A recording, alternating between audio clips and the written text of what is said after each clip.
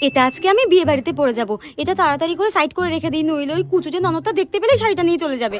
বৌদি শোনো না, বলছি আজকে রাতে তো আমাদের একটা বিয়ে বাড়ি রয়েছে, আর আমি বিয়েতে ভাবছি একটা শাড়ি পরবো। তোমার একটা ভালো শাড়ি থাকলে দাও তো। কই, আমার কাছে তো একটাও ভালো শাড়ি নেই গো। তুমি তো নিজেই দেখেছো, বলো। বিয়ের পর তো তোমার মাই আমার সব ভালো ভালো শাড়িগুলো নিজের আলমারিতে রেখে দিয়েছে। কি বললে তুমি আমার মাকে? তুমি নিজেই আলমারিটা দেখে নাও, আমার সত্যিই কোনো ভালো শাড়ি নেই গো। ঠিক আছে, দেখছি আমি। হ্যাঁ বৌদি, তোমার পেছনেটা কি গো? কোথায়? কিছু নেই তো। ওই তো পেছনে, ওই তো ডাইনিটার সব দিকে নজর থাকে। এইটা কি সুন্দর শাড়িটা। এটা আসলে কালকে আমার মা দিয়ে গেছিল। আরে আরে, দেখি শাড়িটা দাও দেখি।